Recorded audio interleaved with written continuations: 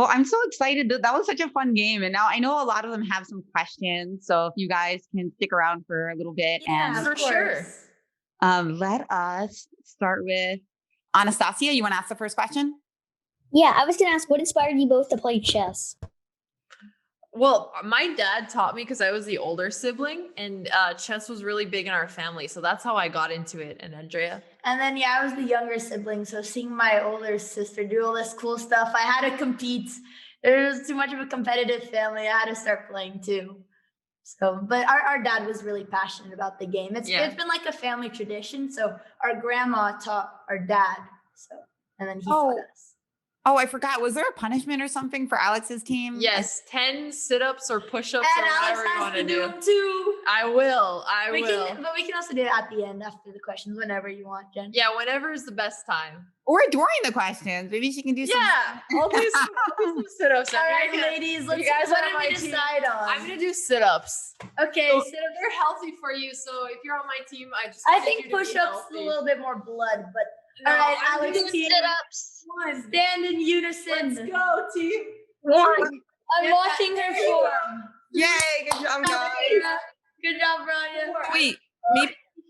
Squad 5. I love that I can see all the ladies. It's so cool. Nice work. Nice work, everyone. Amazing. 8. I have 2. And good job to everybody, Andrea. Really well played. Nice job. You guys clean with the tactics. I can tell you've been doing your puzzle rush. I actually really like doing. It's funny when I played Greg, he was working out between the games, Jen. I know. Yeah, it gives you that good surge of energy. Exactly. Sarah, you want to ask next? Yes, my question was, how do you like it? Do you guys prefer to stay together or alone, or does it sort of change up sometimes? You answer this. To stream together? Oh, to stream or to stay? No, together? like not stream, to practice. Oh, to practice chess. Well, since I'd say most of our recent practice has been on stream, and I like doing that together because it's just, more fun when you have a buddy with it. But when it's really competitive, since we're at such different levels, it kind of has to be by ourselves. But stream wise, doing puzzles together and analyzing games, it's always nice to have a friend to do it with you. Because then you also get pushed more than you would by yourself usually. Janelise, what's your question? Well, my question was how did it feel for Alex, for you to become a title player, and Andrea, are you trying to become a title player? So I got my title when I was 17 for tying for first at the North or Pan American Championship. I don't remember which one it was. I think it was North American. I actually was really excited to get it, but I still want to get FM. So I feel like as soon as you get a title, you're looking forward to the next one. But at the same time, it's awesome to have worked so hard for something and to finally get it. Yeah, and I didn't really get as many opportunities growing up to play for title tournaments. I think I had one when I was 15. And then the one tournament that I was hoping to was when Alex and I were going to travel to, but it got canceled right at the beginning of COVID. So I hope as soon as IRL tournaments start again, I can compete for one. Tanishka, you want to ask your question? Yeah. So I was wondering what encouraged you to keep playing chess and working hard. So in my case, I studied so much chess during high school. And then when I got to Stanford, academics were really tough. So I couldn't study chess as much as I used to. And I wanted to make sure that I was also learning new things in college. But what actually ended up keeping me was the fact that you never really lose chess. So this sport that you're developing now, all of the friendships you have, you'll be able to keep it for the rest of your life. And it's always one of those really fun games you can come back to, which for me, I just really enjoy. And sometimes it helps me stay more mentally sharp too. Yeah, I would say I was really motivated to play in the Olympiad. And so junior year, my goal was to reach a certain rating so that I could travel to a different country during high school and I could go compete with other people my age, other girls my age. So, and it was tough to qualify it, but eventually got it. And then being able to travel makes chess so much more exciting and the friends that you're building. And I was always really motivated by being able to travel for these tournaments. That makes a lot of sense. Me too. Sophia, you had a question for a while. Oh yeah. Could I ask 2 questions like really fast? Of course. Thank you. So first, I was wondering, have you guys dealt with like any sexism on the board? How have you responded to that? Do you want to take Like, this let's one, say Andrea? like someone told you something like, Yeah. I mean, I think, probably all of us girls, like sometimes it's inevitable. And I remember when I was younger, like it was always the middle school boys. And when I get paired with them in tournaments and like they'd have their friend group.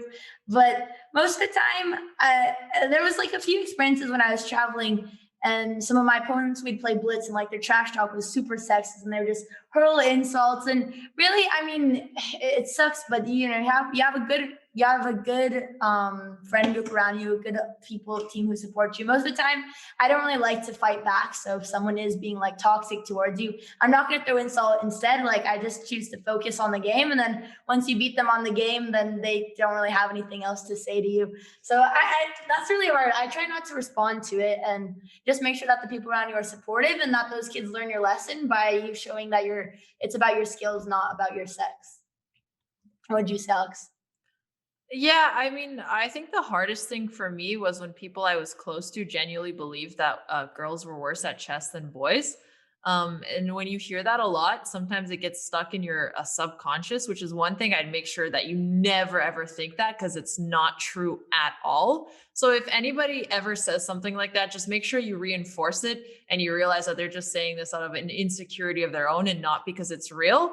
And once you're able to kind of deal with criticisms and realize not to listen to people who are not correct, it actually helps you in all areas of life. So you're able to train this skill of not listening to haters very early on. So then when you do something harder, it's that you're actually way ahead of everybody else. Yeah, I wanted to add, that's why like whenever someone is being super toxic and saying these terrible things, like I give it the littlest amount of attention because it's coming from something bitter inside themselves about their own insecurity, and you shouldn't take any of it to heart. Yeah.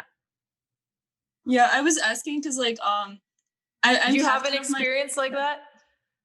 Yeah, it happened to me like so many times, and like once so I'm captain of my chess team, and I was the top player conference, so like I'm also like my second question was going to be asking for advice. So once someone walked up to me and it was a lower rated player and they're like, "Oh, women aren't as intelligent," and I was like, "Okay, and you're literally higher rated." I was like, yeah, like I just can't believe that like they just have these thoughts lying around. As long as you know they're wrong, and Exactly. It's so obviously wrong, and even the person coming to you is lower rated. It's hilarious, like you're a better chess player and they still, and it's obviously that it's something they're insecure about themselves, so. Yeah, I know, and it was a board 8, that was the funny thing, and it was just like, but then the players on my team kind of agreed, and I was just like, am I really like, just make sure you're never internalizing that, because that is not true at all. As long as you don't internalize it, and it's kind of, I always, this is the analogy I give in my head. If a toddler came and told me something, it doesn't really matter. It's a toddler. They don't know what they're talking about. And when people say things like that, it's the same thing. You just do not ever listen to that. You can't take stuff. them seriously. Yeah. And you clearly know that. Think of them as toddlers. Seriously. It helps a lot. Good. It's like you can't get mad. They don't know what they're saying. Exactly. Also, I was wondering, do you have any tips on how to earn a title like during this like pandemic time? Because I think I don't know how to get into a few tournaments because like all of them are expensive and I'm like from a lower income family. So I was wondering if there's anything I can do because they don't really give you anything even if you go. I realized that like last year at state, I was like, oh, okay, maybe that like I can get some funds from there if like they see that I'm a good chess player, but apparently not. So I was like wondering, do you have any like tips or anything? Like, are there any scholarships out there? Mm-hmm. And also like, I was wondering about number 2 about your training. Like, do you have like how many hours a day do you practice? Do you play rapid? Mm-hmm. So in terms of getting a title, obviously it's really hard to do tournaments right now with COVID, but you can use it for training. And what I would do if I was in your situation is I'd figure out what title I was going for. So then you either need to do it by FIDE rated tournaments or find some kind of tournament like North Americans that if you win, you're able to get a title. And I would just have those goals in mind and start preparing. In terms of scholarship, Susan Polgar Foundation has. That's what I was gonna say. Do you want to talk about that? Oh, no, you can. Yeah, Susan Polgar has this tournament where I think she covers everything for 2 weeks to St. Louis, and it's really good for training as well. I don't know if it's FIDE rated though, but that's one good way to start getting scholarships. I'll look into those and see if there's any specific things that we could do to like recommend or help. But that is the one that we played with when we were younger. Yeah, especially if you're one of the top female players in your state, she'll cover your stay. And in her tournaments, actually, I also I guess male players. I came out at the top for the male players too. So you could I don't know if that help. No, yeah. If you're the top, if you're one state and you're one of the top players in your state, you could definitely go compete. Susan Polgar's, obviously right now they're not being held, but they'd be held every single summer, and you compete for full ride scholarships as well and prize money. So you could probably get your spot in that tournament covered if you're one of the top youth players in your state. But and I'll also say this: if I could only give you one advice, it would be just study your chess. Because eventually you will have tournaments that are FIDE rated. And even if you get 2100, then you get WFM, right? So if you are studying your chess and working on it, as soon as COVID lifts up, you'll start to be able to get these opportunities. So I would just prepare as much as you can during this time. Oh, so you recommend just waiting for now? Yeah, just train. And then when things open up, you can start looking at all of the opportunities, because there's nothing else you could do right now other than train. Oh, okay. Thank you so much. I really appreciate it. Yeah, of course. And if we find anything, I'm sure Jen actually has like a resource list and things like that, because Jen is so good at this kind of stuff. Yeah, definitely. We'll keep you guys. We always keep them posted via our email list about events that are coming up. Of course, they're pretty much all online right now, but we have had such a tremendous experience with this online training, especially with like accessibility, that we will continue it even after the pandemic. So a lot of people have been asking me that. So don't worry. Oh, sorry. Go ahead, Jen. Oh, I was just saying, don't worry, that will still continue. So you'll still have access to like great chess minds in these US Chess Women's sessions, even when things open up. What were you going to say, Alex? So we're actually working on a merchandise line, and what we wanted to do is donate a percentage of it towards US Chess. So maybe we could do something like a scholarship thing. So we're still working on that, but we should have it out within like the next 3 months or so. So hopefully we can help, even if it's just a few people.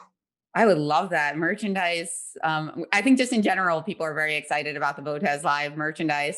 Marissa, your question.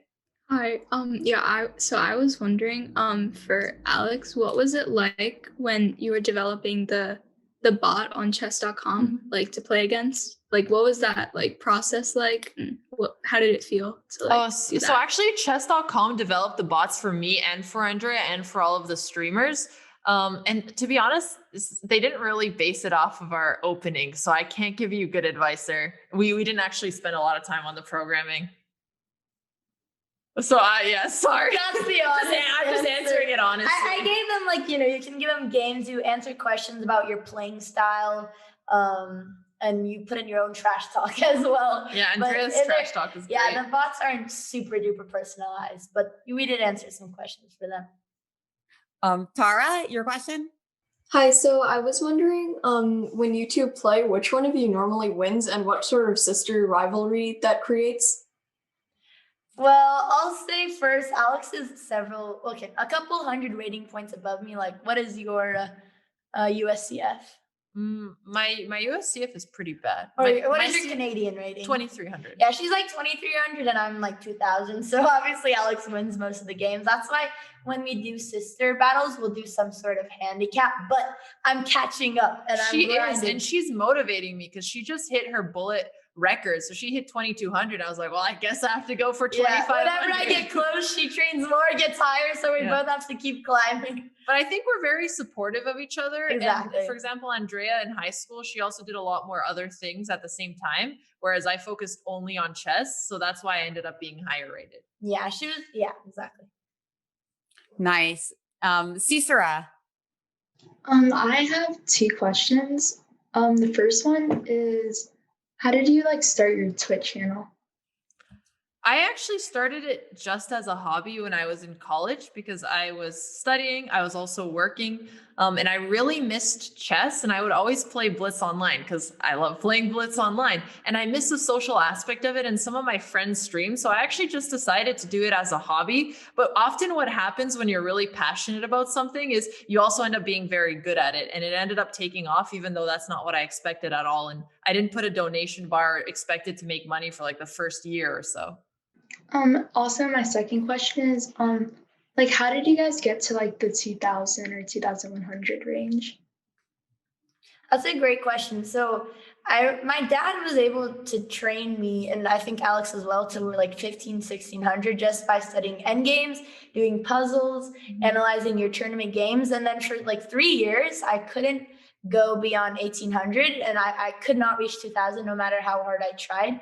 And one thing, well, I did change my coach, and I realized like they pinpointed the main weakness in my playing style. I started at 1800 level. That was when I picked up some opening books, and just being able to really know my opening, that helped me a lot. And obviously, I'm trying to think what else it was. It was also kind of a mental thing because there was a time when I was getting unmotivated in chess, and I was like, oh, I've been stuck at this rating for 3 years. Like I wanted to give up. And then that's when I started streaming, and then it made chess so much fun. And I was playing so much Blitz on the daily that I just became so passionate about it. It also helped me break the rating barrier of 1800. And for me, I broke 2000 when I was 15 at US Girls Nationals, which was really cool. I was training and I ended up getting first, but I basically spent that entire year just studying chess every single day, which sounds really intense, but it was my number one priority. And for me, it took a lot of dedication and wanting it more than anything else to get it, to be honest. Yeah, and I also think we never answered the question of like how many hours a day we study, but I would say, and I think this is kind of relevant for this question, but like both of us, when we were shooting for that rating or nationals, you could in the summer, like, 4 hours a day. But the idea is that you do puzzles, you do end games with books, you can study middle game by analyzing your games. You can use ChessBase or chess.com to analyze with those tools. So want to make sure you're studying all three parts of the game. Excellent. Thank you. Yeah, thanks. Good questions. Let's see. Siri? So my question is like, so of course I really like how you both played against each other and that mini game that the teams played against. But also my question is like, what type of tactics do you usually do mostly? Like, do you do end game tactics or like middle game tactics? So for me, it really depends on my goal. So right now I'm going for 2500, which is 60-second chess. So it's a lot less relevant. But I do tactics that I can solve in like 30 seconds or so.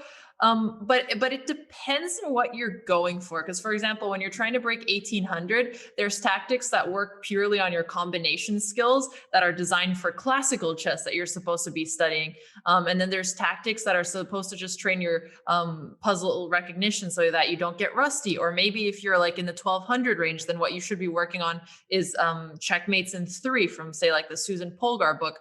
So I think it's actually very particular for what rating you're at. So I don't want to give a general strategy of any kind of tactics, but I'm sure you could get advice from somebody a little bit higher rated based on when your level is, and they'll tell you what kinds of puzzles in particular to work on if you're really trying to be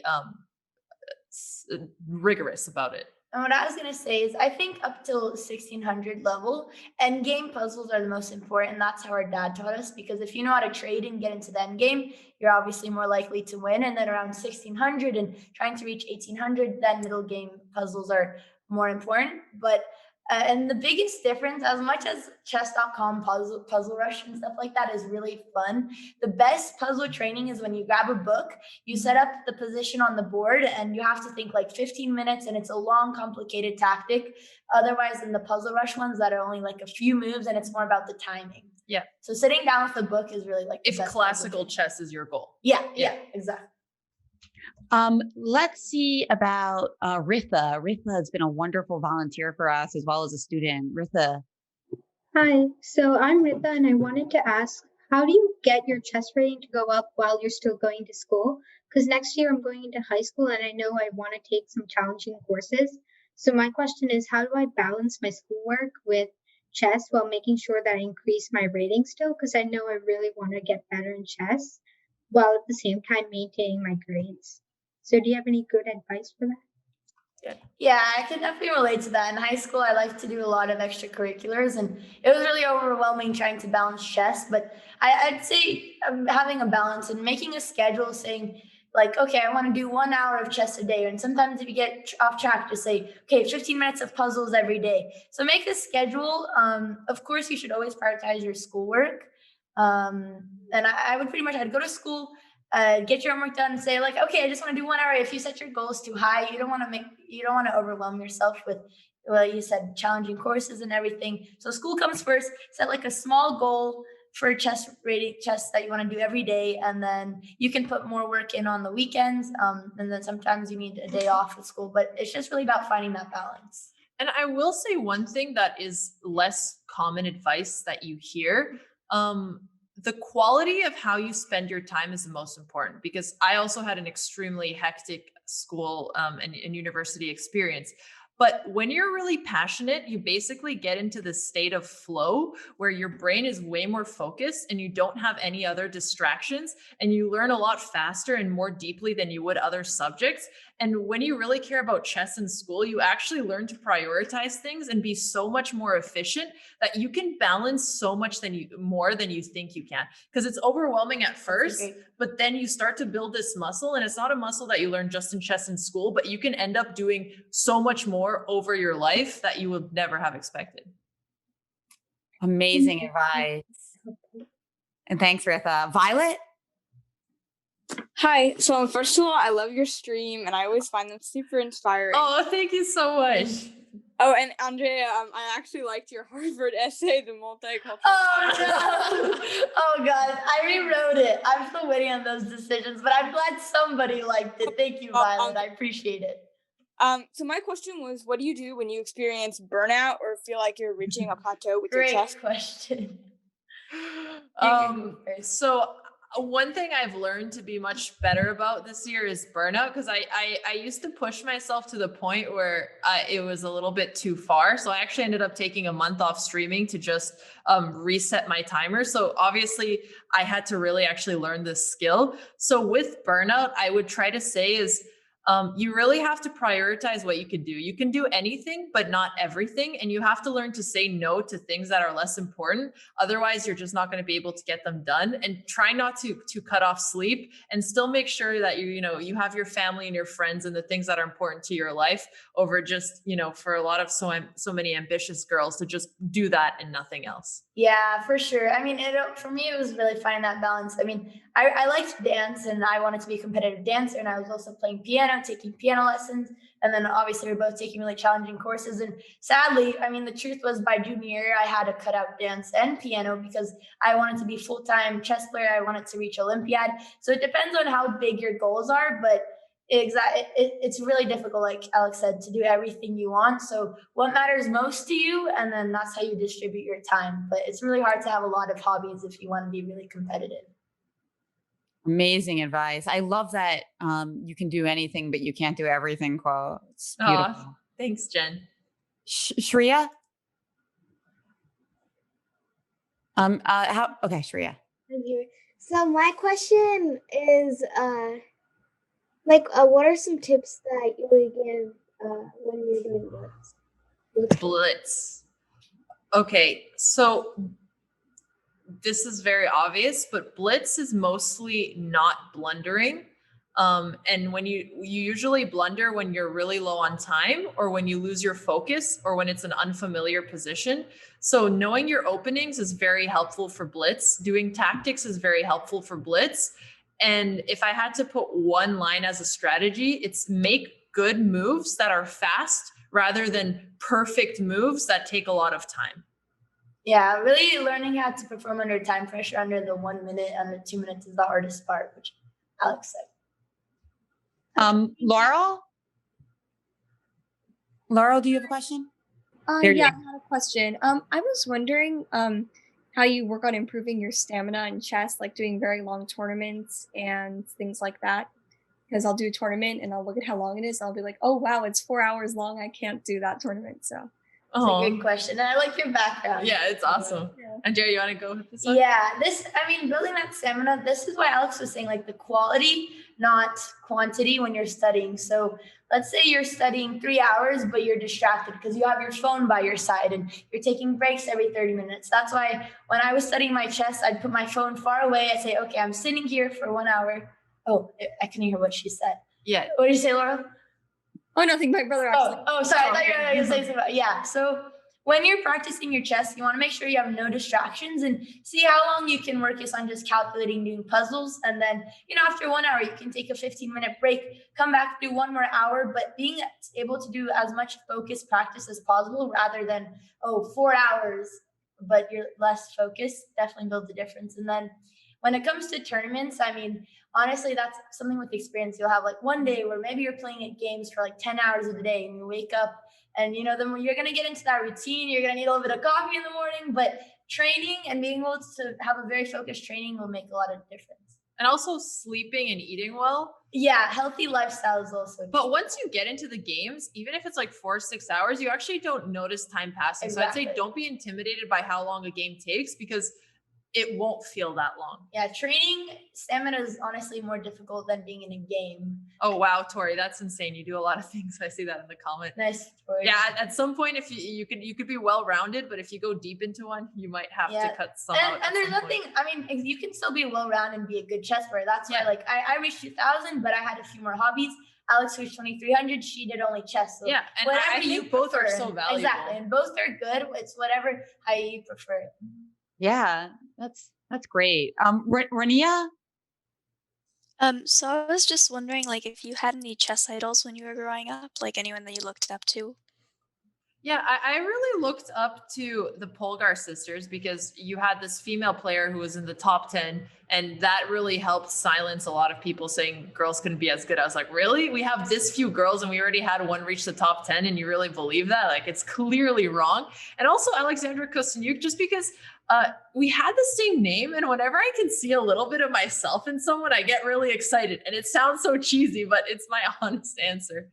Yeah, I'd say the Polgar sisters. And there's also, we had a lot of a few female grandmaster coaches, and just being able to work with other female grandmasters where there's so many people saying, oh, women can't reach this level. There's so many strong female chess players to look up to, and I found them all pretty inspiring. Yeah, and that's such a great answer I'm writing in the chat because Alexandra Kosteniuk, I feel like, she is not only a great player, but she's also an entrepreneur. She had books, clothing projects, and so it reminds me a lot of the fact that you're an entrepreneur and also a chess champion. Yeah, and she's super healthy. She's a mother. She's such a wholesome, smart person. It just shows you can have it all if you work hard. Exactly. She does work really hard. And Madison, I wanted to let you close it out because you had a question that's so important, I think, to so many of the kids in this class and to chess development in general. So Madison, do you want to ask your question about chess and college? Yes, I would love to. Thank you so much. So my question for you guys was, did chess help you get into college, Alexandra? Yeah, it helped me get into college. I know because the person who read my Stanford essay told me that. So I got it confirmed. But I think the thing with universities, especially the really prestigious one, is they look a lot at your extracurriculars, and it's so competitive nowadays that whatever you can add on there is important. It doesn't have to be chess. It could be a lot of different things, but for sure chess is something that will help. And Andrea just applied, so. Yeah, I'm splitting my decisions, but yeah, I went through the college application process now twice, and how I looked at it was if you are shooting for the Ivies or Stanford, where Alex went, is if you do stick to chess, you have to be really, really good at one thing, or pretty much for Stanford. Yeah, that's why it was hard to balance everything, because I was like, okay, I still have to be top in one. It's too difficult to be good at everything. Yeah, although some people who got into Stanford were really well-rounded and had super high SAT, 4.0 volunteering, and a lot of different things. So there's one formula. There's no one formula. I would say don't pick your life based on getting to college. Just try to be excellent at what you do and follow kind of your passions, and just make sure you're working hard. And as long as you gave your best, you can tweak your essays when you're applying to college and make sure you incorporate all of these things that make you unique, like my sister did now. Also, I have another question. Which is, what was the feeling you had when you got into Stanford and you got the letter? I'm not gonna lie, it was like one of my top 5 happiest moments because after I won high school nationals when I was 15, I switched my focus from chess being my number 1 priority to getting into Stanford. It was my dream school and I didn't expect to get in. I actually got rejected by 5 colleges before Stanford. All of the colleges had rejected me. Stanford was the last one in my dream one. So when I opened the email, I was just ready to get the rejection over and just go to UTD. But then it was a yes. So I started screaming. It was midnight. We were on a family trip in Europe. My mom thought I had had a heart attack. She came in the bathroom and yeah, that's what it was like for me. It was insane. Oh, and I thought of something that I wanted to add to Madison's first question. I think one really helpful thing that I did with chess was I was able to use chess for my other passions. So I was really interested in social issues and working mass incarceration. So I created chess clubs for kids with learning deficiencies. So I'd go into schools and teach chess. So, it's okay if you're not, it doesn't just have to be really competitive chess. Mm-hmm. Maybe you can use chess as a way to work with other people with, something you're passionate about. Yeah, I like how you're able to use it to give back. So, yeah, you can use chess for a lot of things when it comes to college. It doesn't have to be, you have to be champion at everything. Yeah, exactly. It's really helpful and whatever aligns with your passions. Yes. Thank you so much. Sorry to interrupt you. I'll let you. Thanks so much, Madison. She's really thinking ahead. I'll follow you on Twitch after this. She's 10 and already thinking about Stanford. I'm very impressed. I mean, those are really amazing questions and answers, everyone. We really want to give a big thank you. Bernice, did you have any closing words? I see that you just turned on your camera. Bernice is our young student all the way from Kenya who wakes up in the middle of the night for these sessions. So wow. Bernice, we love to have you as always. I was going to ask, have you ever wrote any books? Written books? Yes. Yeah. No, I haven't written a book yet. I think if I ever do write a book, I want to make sure that I'm really putting something out there worth reading. And I haven't felt like I've had one topic that it's worth to do yet. So no, not yet. Not yet. Love that. A great question, Bernice, though. And thanks so much, Bernice. And thank you for staying up, Bernice. That's so much dedication. I do hope you get sleep, though. I hope you're not too tired. Bernice. Yeah, well, Bernice is part of our US Girls Meet Kenya Girls Through Chess program. And we actually have a tournament on Saturday. It's so fun. They get to meet each other and play an event. So I guess I'll see a lot of you on Saturday. But before then, I mean, just a huge thank you because I know that you guys have a lot of demands in your time lately. Alexandra and Andrea Botez. I can only imagine how hard it is to fit things into your schedule. So well, after I was here for the last one, it was so much fun. And honestly, it's actually inspiring for me to see you guys with your ambition and how you show up for this. So I want to thank you guys. Thank you so much for being here. It's so great to see your guys' faces and even hear your guys' voices. It's great to be here. We're happy to be here. And hopefully next time we'll be here not bald. With our hair. Not that there's anything wrong. But all you girls are so ambitious. It is definitely inspiring. Yes, thank you. Everybody, you guys can say thank you and, just close out the night and everybody have a wonderful night. This was a great experience and I'm grateful to the Botez sisters for coming and to all of you for being here. So thanks everyone. Thanks so much, Jen. Thanks everyone. Bye guys. Bye guys. Thank you. Bye. Nice to meet you all. Bye. Thank you. Thank you. Bye.